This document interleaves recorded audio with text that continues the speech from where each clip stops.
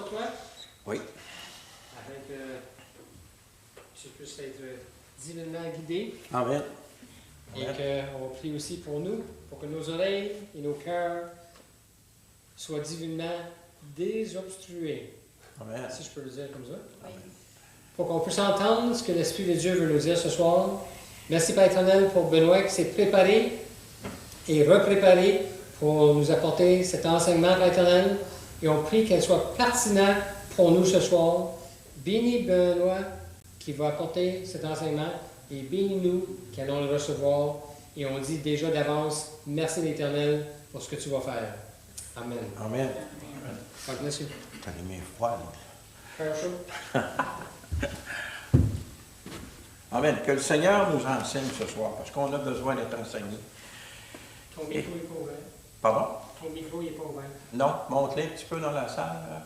Oui. 1, 2, 3, ça va? Comme ça, c'est mieux? Oui, Ouais. merci.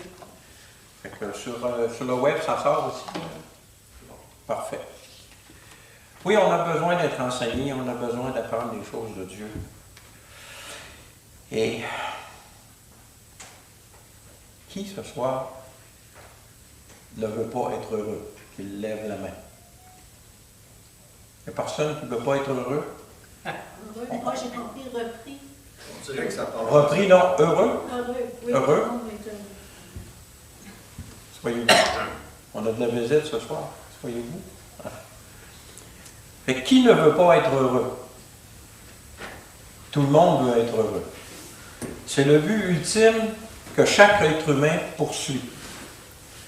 Là où ils diffèrent entre eux, c'est dans les moyens que les hommes utilisent pour parvenir à être heureux. Pour nous qui sommes dans la foi en Jésus le Christ, notre source d'information parfaite est bien sûr la Bible, qui est la parole inspirée du seul et il y a plusieurs faux dieux, mais il y a un seul Dieu vivant, c'est l'Éternel des armées qui a toujours existé. Le Créateur de toutes choses. Aujourd'hui, je veux que nous travaillions ensemble à notre bonheur, en étudiant un passage d'un livre unique dans la Bible. Lisons ce que ce même livre affirme dès son début. Donc, on va aller à Apocalypse 1. On va lire le verset 1 à 3. Révélation de Jésus-Christ que Dieu lui a donnée pour montrer à ses serviteurs. Donc, c'est nous. On peut servir le Seigneur ici ce soir. Ceux qui sont sur le net aussi. Les choses qui doivent arriver bientôt et qu'il a fait connaître par l'envoi de son ange à son serviteur Jean, lequel a attesté la parole de Dieu et le témoignage de Jésus-Christ, tout ce qu'il a vu. Ici, Jean témoigne de tout ce qu'il a vu. Et voilà le verset clé. Heureux celui qui lit et ceux qui entendent les paroles de la prophétie et qui gardent les choses qui y sont écrites, car le temps est proche. Plusieurs croient que ce livre fortement imagé que le livre de l'Apocalypse est trop complexe pour le chrétien ordinaire. C'est vrai qu'il est imagé et complexe, mais il ne faut pas oublier que son auteur est avec nous chaque jour et qu'il nous aide dans notre désir de connaître et de comprendre l'important message qui y est révélé. En plus, le Seigneur nous a donné des ministères afin d'aider les enfants de Dieu à devenir unis dans la compréhension de la parole, donc y compris de ce livre. Avant d'aller plus loin, dans mon savoir-faire, le 24 décembre de cette année, ça va faire 43 ans que j'ai donné ma vie concrètement au Seigneur, que j'ai vraiment senti son appel et que j'ai accepté de pleine volonté de le suivre. J'avais 27 ans. C'est comique parce que Peter est venu au Seigneur aussi à 27 ans. Juste 10 ans de différence, hein? 9 ans. Oui. Et puis, À l'âge de 12 ans, j'avais eu une expérience. J'avais eu la révélation comme de quoi que Jésus, ben pas Jésus, mais que Dieu le Créateur, tel que l'Église catholique parle, existait vraiment.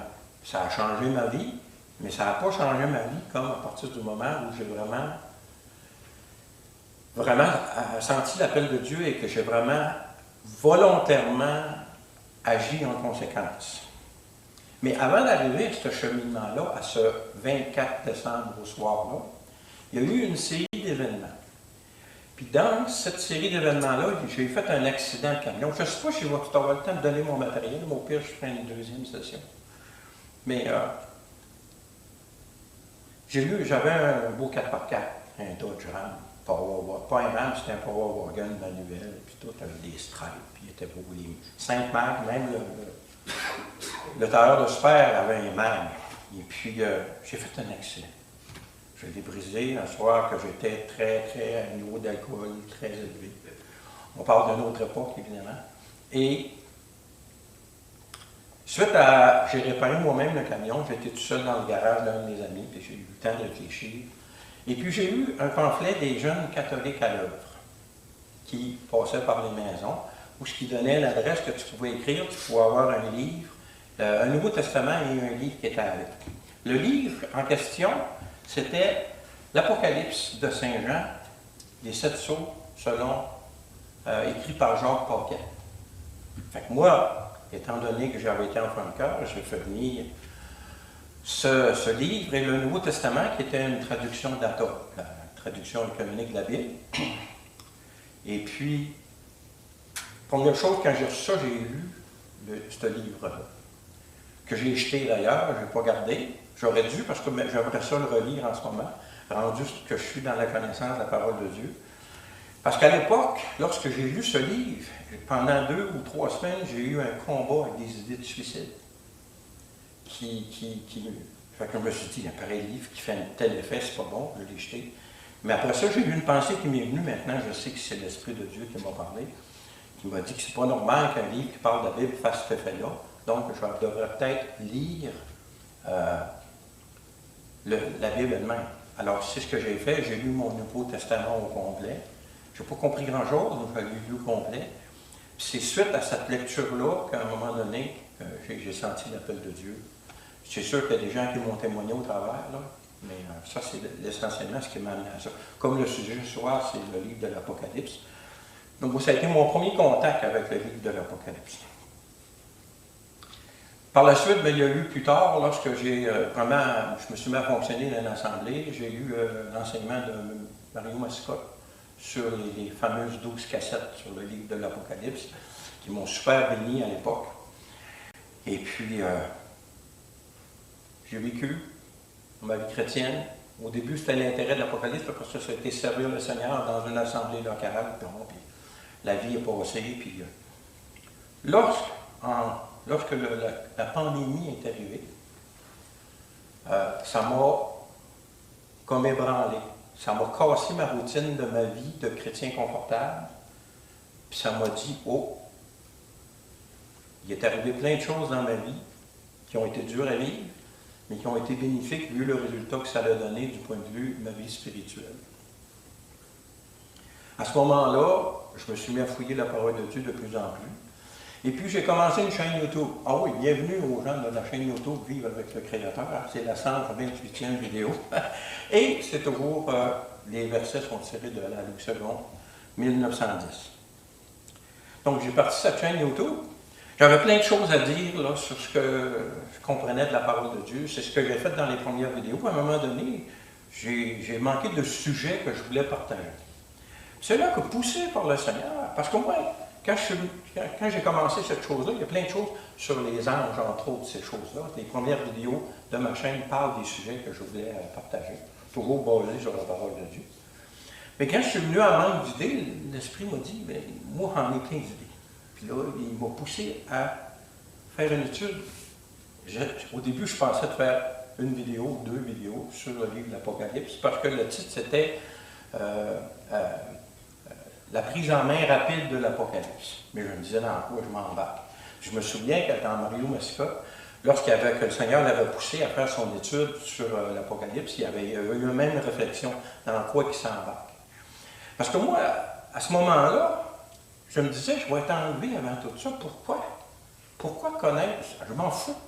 Ça ne me dérange pas. Il arrivera ce qu'il arrivera, pourvu que je sois pris en train de servir le Seigneur. Mais poussé par le Seigneur, je dois avouer que je l'ai fait à reculons. Et puis finalement, ça l'a donné, tu peux mettre le diapo, Sébastien, ça l'a donné 10 vidéos. Ça s'appelait la première, Guide de prise en main rapide de l'Apocalypse. Puis après ça, je l'ai renommé Le Grand Dévoilement. Puis je parle de tout ça. Je commence essentiellement après le chapitre 3, parce que je me disais que le temps de l'Église achève, donc ça ne sert à rien d'en parler comme tel. Je fais un court résumé. Après ça, je passe. Mais c'est vraiment une guide de prise en main qui parle de ce qui se passe dans le ciel à tel verset, puis ce qui se passe sur la terre à tel verset, etc., etc.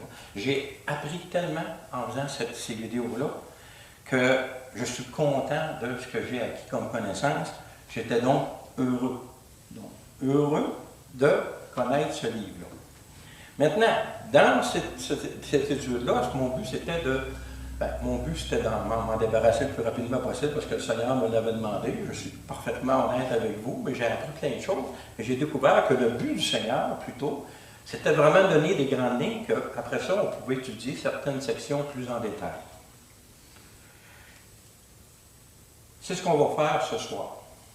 Fait que je vous encourage, si ça vous intéresse, là, allez voir mes vidéos. C'est les numéros, je pense, hein, ça commence à partie 1, 21. Fait qu'après 20 vidéos, je n'avais plus rien dit. Dans ce temps-là, j'en faisais un par semaine. Donc,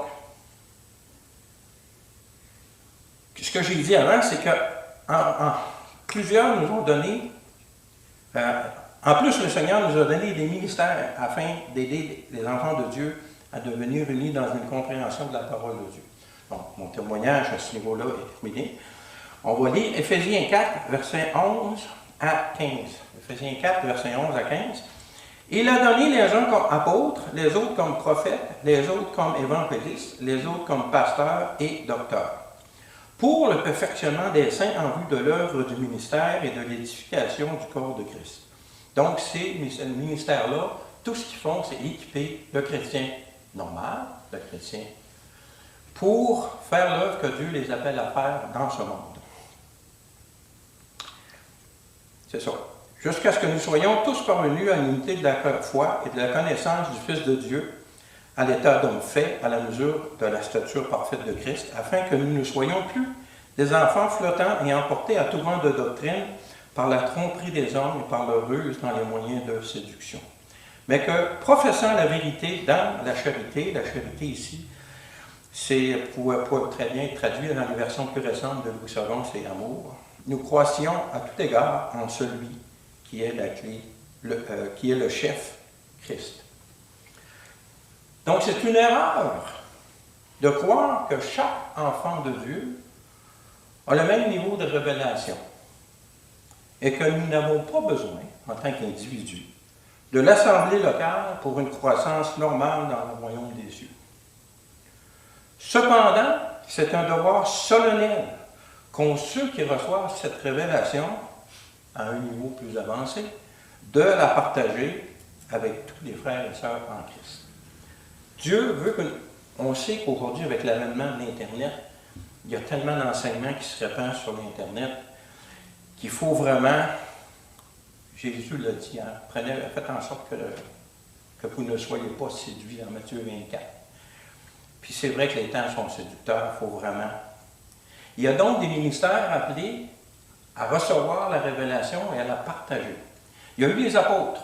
Beaucoup aujourd'hui se disent apôtres, mais les apôtres, il fallait qu'ils aient connu Jésus-Christ personnellement, du temps qu'il était vivant. Le seul qui est vraiment accepté de ça, c'est Paul. Mais Paul est monté au ciel, probablement après qu'il a été lapidé. Donc, ceux qui veulent voir le Seigneur comme Paul l'a eu, organisez-vous vous faire lapider à un moment donné. Donc, il n'y a plus vraiment d'apôtres aujourd'hui. Par contre, les autres sont là. Les apôtres ont été utilisés pour établir le canon de la parole de Dieu dans le Nouveau Testament. C'est eux ou leurs serviteurs, ceux qui étaient avec eux, qui ont écrit les textes du Nouveau Testament qui ont été acceptés dans le canon actuel. Parce que dans Jacques 3, il est écrit, verset 1, « Mes frères, qu'il n'y ait pas parmi vous un grand nombre de personnes qui se mettent à enseigner, car vous savez que nous serons jugés plus sévèrement. » En réalité, le travail du chrétien qui profite de ces ministères-là, c'est d'analyser à partir de la parole de Dieu et de discerner ce qui vient de Dieu de ce que ces ministères-là donnent. Parce qu'il va y avoir des faux prophètes, il va y avoir des faux évangélistes et quoi que ce soit. Ça fait partie de la vie dans ce monde où c'est que la déception est omniprésente.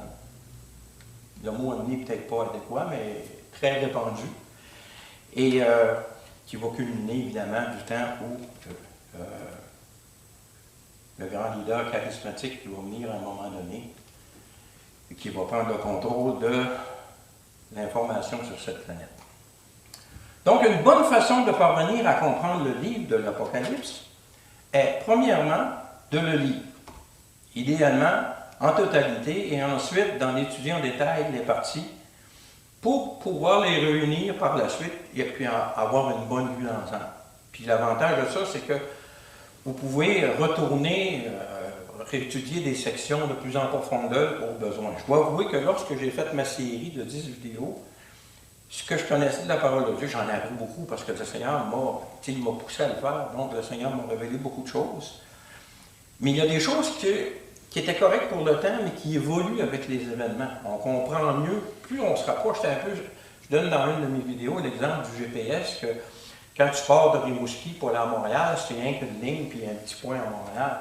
Mais quand tu arrives à Montréal, tu commences à voir les rues, les stops, les lumières rouges, tu sais, le GPS te donne les détails. Bien, dans la révélation que Dieu donne à son Église, c'est exactement la même chose. Plus on s'approche de l'événement, plus les détails vont devenir clairs.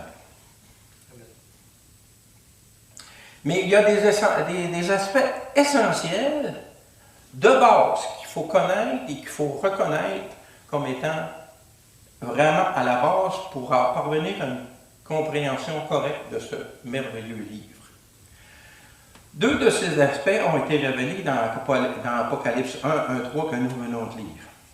Bon, la première, c'est une révélation donnée par Dieu à Jésus pour que lui la montre à ses serviteurs.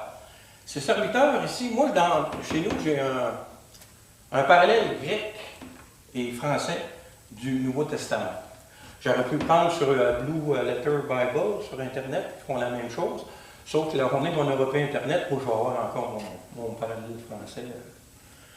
Et puis, je veux porter attention sur les choses. Quand il parle de serviteur, c'est encadré en rouge à deux endroits. Lorsqu'il parle de serviteur, c'est le mot doulos en grec, qui est mieux traduit comme esclave. Esclave de Christ, esclave d'amour. Et puis, il y a un peu plus loin de révélation de Jésus-Christ qu'a donné à lui, Dieu, pour montrer aux esclaves de lui ce qu'il faut arriver bien vite, et qu'il a signifié, ayant envoyé par l'ange à lui, à l'esclave de lui, Jean. Donc Jean était un de ses esclaves aussi, un de ses serviteurs. Mais le mot bien vite, c'est le mot takel dans ce cas-là, qui est associé au mot takos. Puis dans nos traductions françaises, c'est bientôt. Mais ça ne veut pas nécessairement dire bientôt. Le mot takos, c'est le mot dans lequel il est utilisé pour indiquer des tachomètres dans les autos. Donc, c'est pour voir la révolution du moteur par minute. Mais ça veut dire bien vite. Puis en plus, dans ce mot-là, il y a une notion d'imminence. Quand ça va arriver rapidement, puis ça va arriver, là, ça peut arriver n'importe quand, mais quand ça va arriver, ça va arriver. Ça, c'est un des premiers aspects, c'est que c'est vraiment quelque chose qui est donné à Dieu, c'est-à-dire qui est donné par Dieu à Jésus pour nous. Donc, ne nous en privons pas. Le deuxième aspect, c'est qu'elle fut donnée à Jean, qui lui confirme ce qu'il a vu, que ce qu'il a vu est vraiment la parole de Dieu qui témoigne de Jésus. Donc, c'est Apocalypse 1, 2. Et au verset 3, on a une promesse extraordinaire de ce passage-là. C'est la promesse d'être heureux à ceux qui liront et qui garderont et qui entendront ces paroles-là et qui les garderont. Ensuite, la troisième chose de base qu'on doit connaître, bon, donc ça vient de Dieu, c'est pour nous, ses enfants. Jean a témoigné correctement de ce que c'est la réalité qu'il a vraiment reçue de Dieu. Ensuite, la troisième, quand le texte continue plus loin, Apocalypse 1, verset 17-19, affirme que ce livre est vraiment en ordre chronologique. Donc, voyons Apocalypse 1, verset 17 à 20. Bon, des versets 3 à 17, il y a la description de Jésus-Christ qui est le maître et qui gère ses églises. Et puis vous lirez si vous ne l'avez pas déjà lu. Probablement que vous l'avez déjà lu. Donc, verset 17. Quand je le vis, je tombais à ses pieds comme mort. Il posa sur moi sa main droite en disant, ne crains point. Je suis le premier et le dernier et le vivant. J'étais mort et voici je suis vivant au siècle des siècles. Je tiens les clés de la mort et du séjour des morts. On a chanté un chant ce soir, celui qui vient, celui qui est, celui qui était, celui qui vient. Ah, il y a de l'Esprit Saint dans l'air. 19. Écris donc les choses que tu as vues. Donc, Jean venait de voir Jésus actif dans son Église. Les chandeliers d'or, puis l'aspect de Jésus qui n'avait pas du tout l'aspect d'un agneau, mais l'aspect d'un être royal. Et celles qui sont, donc, celles qui sont, c'est Jésus qui travaille dans son Église, et celles qui doivent arriver après elle. Donc, il y a vraiment un ordre chronologique dans ce livre-là. Celles qui sont, on peut les associer au chapitre 2 et 3 des 7 lettres données à l'Église. En prime, le verset 20 nous dit « Le mystère des 7 étoiles que tu as vu dans ma main droite et des 7 chandeliers d'or, les 7 étoiles sont les anges des 7 églises, et les 7 chandeliers sont les 7 églises. » Ce verset-là nous donne en prime une autre réalité fondamentale des symboles qu'on retrouve dans le livre de l'Apocalypse. C'est que souvent, puis presque tout le temps, mais il faut le trouver dans la parole de Dieu, la Bible elle-même nous donne la signification de ces symboles. Tu n'as pas besoin d'allégoriser ou de spiritualiser. La Bible va nous révéler la signification de ces symboles dans le contexte des livres qui sont rencontrés, surtout les prophètes comme Ézéchiel, et puis Daniel, et puis plein de choses. Aujourd'hui, je vous propose, 10 minutes pour voir, de regarder en détail ce qui est dit à propos du diapo, s'il te plaît, du 7e sceau. Pourquoi le 7e sceau? Parce que un livre, ça c'est les livres à l'époque, c'était roulé. J'ai passé 16 heures à faire le petit dessin du rouleau. J'aurais pu le faire par l'intelligence artificielle, mais bon, c'est un vieux de la vieille, je me suis fait les choses moi-même. Le seul défaut à mon dessin que j'ai fait, c'est qu'il n'y a pas d'écriture à l'extérieur. La Bible dit que le livre est écrit à l'intérieur et à l'extérieur. Donc, pour pouvoir lire ce qui est dans ce livre-là, il faut nécessairement que les 7 sceaux soient brisés.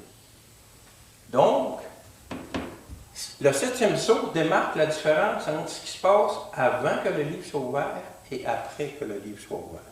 C'est pour ça qu'on va étudier le 7e sceau. On va donc aller à Apocalypse 8, versets 1 à 6.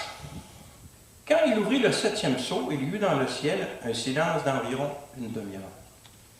Et je vis les 7 anges qui tiennent devant Dieu, qui se tiennent devant Dieu, et 7 trompettes leur furent données.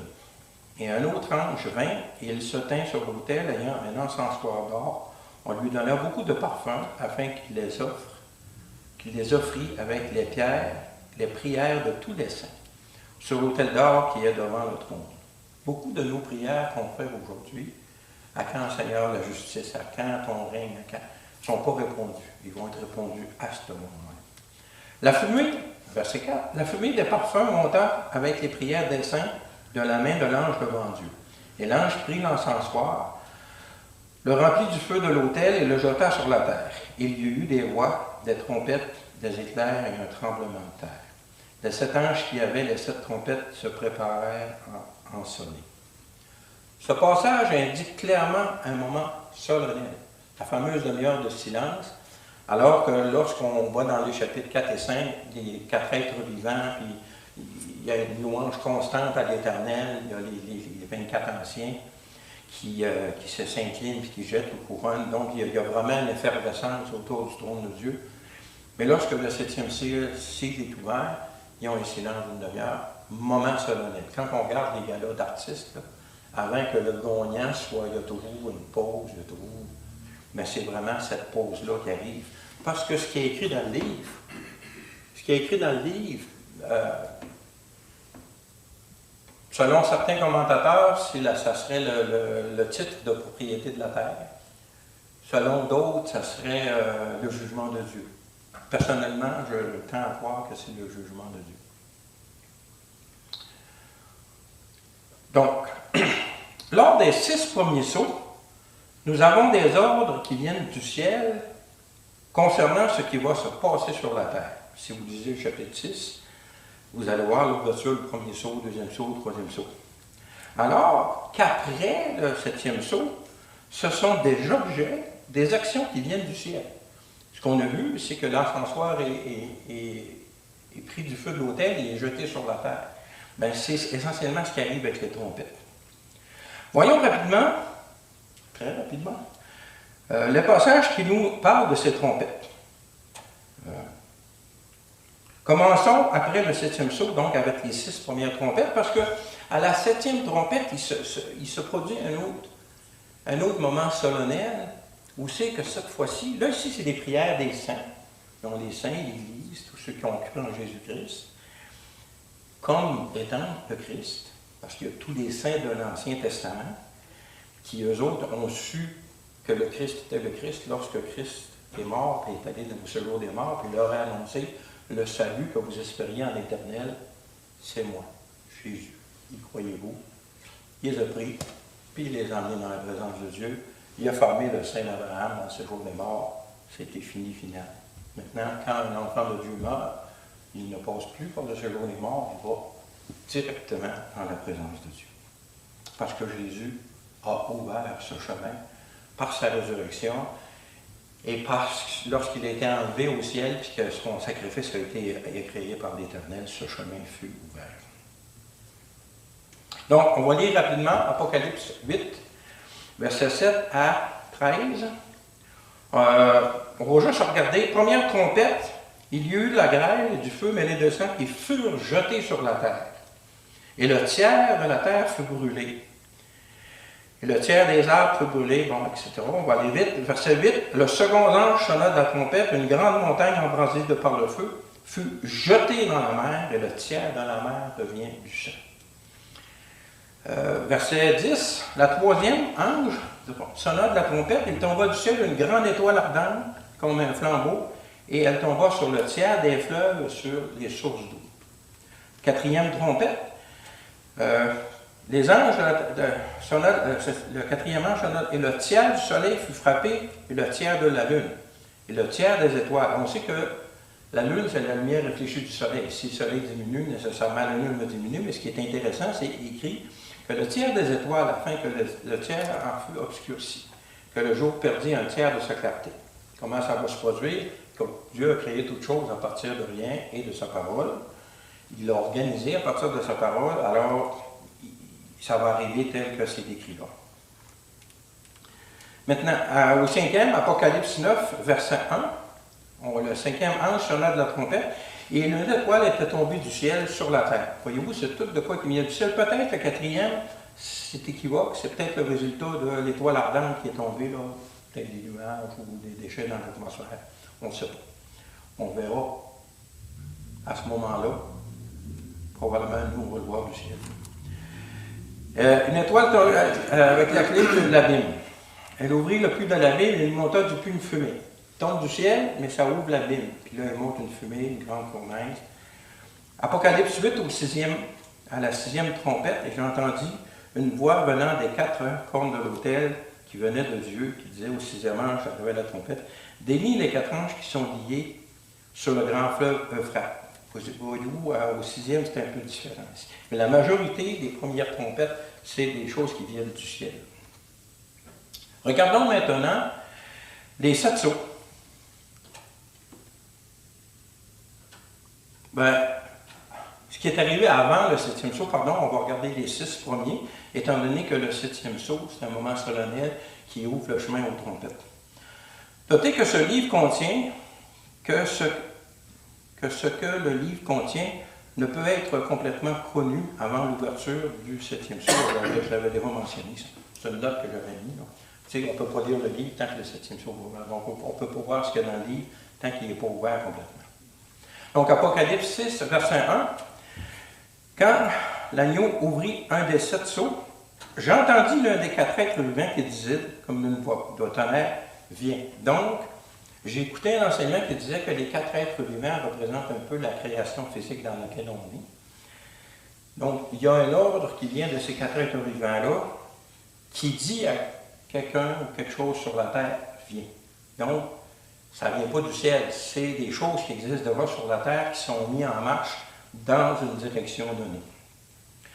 Au verset 3, quand il ouvrit le second sceau, j'ai entendu le second être vivant qui disait, viens. Il sortit un cheval roux, c'était qui devait enlever la paix de la terre. Encore là, c'est l'ordre vient du ciel, parce que Dieu est en contrôle de toutes choses, mais c'est des éléments qui sont déjà sur la terre qui sont mis en œuvre. Le 3e sceau, c'est pareil. Le 3e sceau qui disait, l'autre être vivant qui disait, viens, je regardais, et voici un cheval noir. Quand il ouvrit le 4e sceau, le 4e être vivant disait aussi, viens. Encore là, l'ordre vient du ciel, mais les choses sont mises en marche, ce qui arrive sur la terre. Puis les 4 premiers sceaux, ce sont des chevals ou des chevaux. La signification du cheval, il y a beaucoup de significations attachées au cheval. C'est un signe d'abord de prestige et de distinction. Donc, c'est des choses sur la terre qui ont une certaine puissance, qui ont certaines choses qui vont être mises en œuvre suite à l'ordre donné du ciel. C'est aussi un symbole de pouvoir, de rapidité. Pour le peuple d'Israël, c'est un symbole d'hostilité car c'est un cheval que Pharaon déployait tous ses guerriers. Ces chars pour aller à leur poursuite lors de la sortie d'Égypte, qui marqua la naissance du peuple d'Israël en tant que nation. Ce n'est pas sans raison que Jésus est entré triomphalement dans Jérusalem sur un ânon afin de montrer la nature de son règne qui n'est pas fondée sur la violence, mais sur son cœur d'amour envers l'humanité. Comme le bœuf est symbole de puissance, le cheval est symbole de rapidité. Donc, ces événements vont arriver sûrement rapidement. À l'époque de Jean, le moyen le plus rapide de se déplacer, c'était à cheval. De pouvoir et de prestige. Pour les 2 sceaux suivants, nous y voyons le résultat dans le ciel. On parle du 5e et 6e sceau. On y voit le résultat dans le ciel des événements des 4 premiers sceaux, ainsi que le résultat sur la nature du monde physique qui nous entoure, qui est un avertissement clair pour les habitants de la terre, comme le texte là mentionne. On va lire rapidement. Apocalypse 6, verset 9. Quand il ouvrit le 5e sceau, je vis les âmes de ceux qui avaient été immolés. Ils crièrent d'une voix forte en disant, verset 10, jusqu'à quand, Maître Saint, tarde-tu à juger, à tirer vengeance de notre sang sur les habitants de la terre? On a vu qu'au 7e sceau, il y a des prières des saints qui sont mis dans l'encensoir et qui sont envoyés sur le... Bon, une robe branche leur fut donnée, et bon, il lui dit, attendez, là, il y a encore des événements à arriver, puis il va y avoir d'autres qui vont rejoindre vous autres. Apocalypse 6, verset 12. Je regardais quand il ouvrit le 6e sceau, il y eut un grand tremblement de terre, le soleil devint noir comme un sac de crin, la lune entière devint comme du sang. Les étoiles du ciel tombèrent sur la terre, comme lorsqu'un figuier secoué par un vent violent jette ses figues vertes. Le ciel se retira comme un lit qu'on roule, et toutes les montagnes, tous les îles furent remuées de leur place. Si c'est littéral, ça ne sera pas drôle sur la terre. Le résultat de tout ça, de ce 6e sceau-là, c'est que les habitants de la terre, donc au verset 15, les rois de la terre, les grands, les chefs militaires, les riches, les puissants, tous les esclaves et tous les hommes libres se cachèrent dans les cavernes et dans les rochers des montagnes, et ils disaient aux montagnes et aux rochers, tombez sur nous et cachez-nous devant la face de celui qui est assis sur le trône et devant la colère de l'agneau, car le grand jour de sa colère est venu. Qui peut subsister? Fait que vous voyez que le but des sauts, quand je me fâche, moi, avec quelqu'un que j'aime, ma première réaction, ça va être me taire et me retirer un peu. En réalité, si vous regardez l'histoire des sauts, Dieu, tout ce qu'il fait, c'est qu'il enlève sa protection sur la terre, puis il laisse les événements, les puissances de ce monde agir dans une certaine direction, dont la direction de leur cœur qui est, il y a le mot en anglais qui est bien wicked, là, qui est mauvais, les cœurs mauvais. Ça a un résultat. On a le saut 6, 5, on voit les sacrifiés au ciel. Et puis même la création, tout est ébranlé. Il y a même des gens, des commentateurs qui disent que l'axe de la Terre se fait replacer ce qu'elle était avant le déluge, puis que probablement que les étoiles vont être déplacées par rapport aux constellations, toutes ces choses-là. C'est toutes des choses possibles. Hein? Dieu est tout-puissant, il peut faire tout ce qu'il veut. Il a déjà arrêté la Terre pendant un certain temps pour que Josué puisse gagner sa bataille. Puis il n'y a pas eu de conséquences de raz-de-marée extraordinaire sur la Terre. On a un Dieu qui est extraordinairement grand, qui est unique. Le seul Dieu vivant, c'est lui.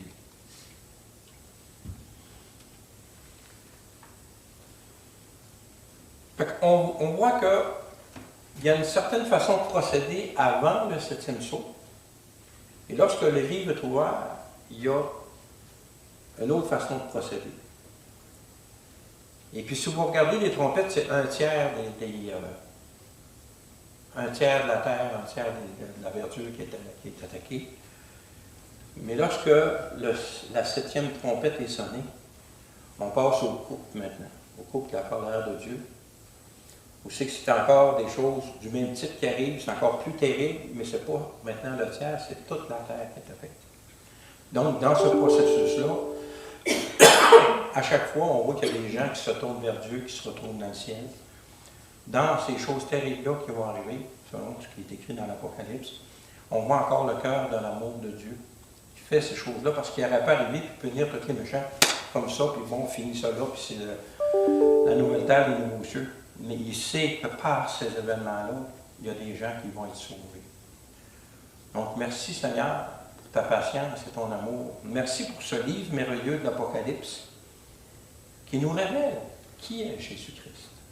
Comment sa patience va au-delà de ce que nous autres, êtres humains, on est capables de vivre. On veut devenir comme lui. On a besoin de sa grâce, mais on a du chemin à faire. Fait que mon but ce soir, c'était de vous donner le goût de lire l'Apocalypse.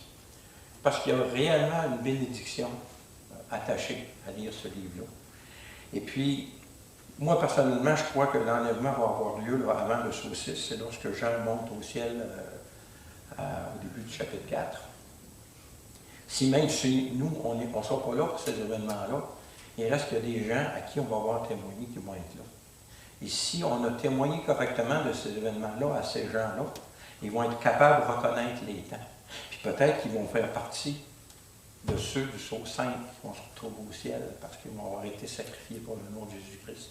Parce qu'à ce moment-là, lors de notre départ, leur cœur aura été changé. Et on va les retrouver pour l'éternité avec nous. Alors, voilà. Merci Seigneur pour le livre de l'Apocalypse. Merci Seigneur pour les promesses qui sont liées à ce livre. Donne-nous la sagesse et l'intelligence, Seigneur. Donne-nous le discernement en ce qui concerne ceux qui enseignent ta parole, Seigneur, pour qu'on puisse vraiment recevoir ce qui vient de toi, vraiment de ton esprit, Seigneur. Parce que toutes les choses que tu nous révèles, c'est afin que nous ayons la paix, peu importe les circonstances que nous vivons dans ces événements qui arriveront ou qui arrivent déjà. Parce que ce que tu dis s'accomplit tout le temps et tu as dit une place dans ta parole. Je vous révèle ces choses d'avance afin que vous ayez la paix lorsqu'elles arriveront. Merci Seigneur de ce que tu prends soin de nous à tout moment, à tout instant. Et même de ceux qui, encore pour l'instant, te blasphèment et te maudissent. tu les aimes tellement que tu passes au travers de toutes ces souffrances-là. Parce que toi, tu souffres de voir ta création souffrir. Mais c'est nécessaire afin d'en arriver à l'éternité sans péché. Merci Seigneur pour ton amour, dans le beau nom de Jésus le Christ, le Fils unique du seul Dieu vivant. Amen. Amen.